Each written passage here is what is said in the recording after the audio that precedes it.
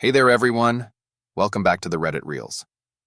Today I'm sharing a captivating tale from my days in the construction industry, where I took a stand against an unfair policy that had everyone working against the clock. A few years back, I was working in construction, where early mornings were the norm. Our boss grew frustrated with employees consistently arriving a few minutes late, even though he himself was often tardy. To combat this, he introduced a rule. If you're not here at 6 o'clock sharp, I'll deduct 15 minutes from your daily pay.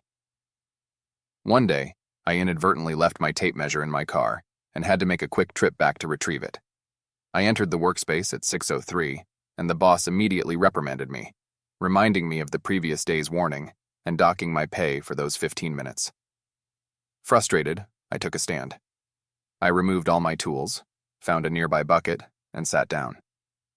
When the boss inquired why I wasn't working, I calmly explained, I won't work until it's 6:15 because that's when I start getting paid. I love my job, but I'm not doing it for free.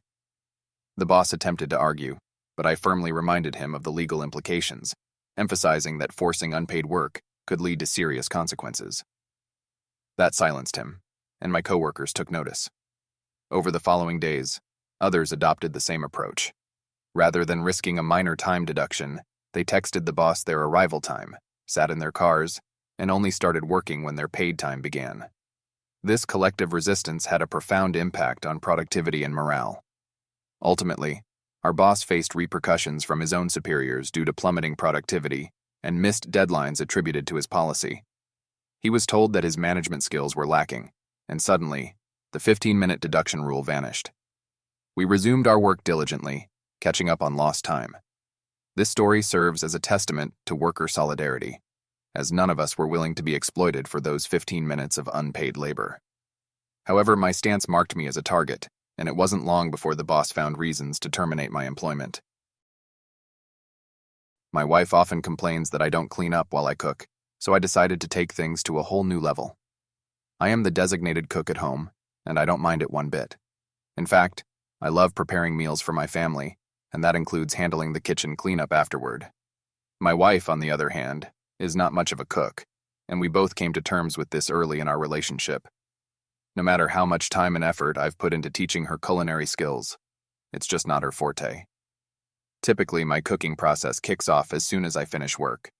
I start by chopping meat and vegetables, gathering ingredients, and prepping everything for the meal. Then, I move on to the actual cooking and serving, ensuring everyone gets to enjoy a hot, freshly cooked dinner. To me, it makes sense to prioritize savoring a delicious meal while it's still piping hot, and I can always clean up afterward, especially if no one else needs to use the kitchen in the meantime. I'm also responsible for washing the dishes and cleaning up after the meal, which I prefer to do all at once.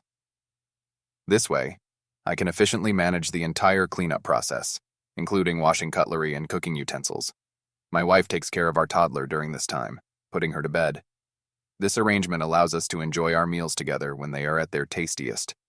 I've never been a fan of washing pots and pans before eating.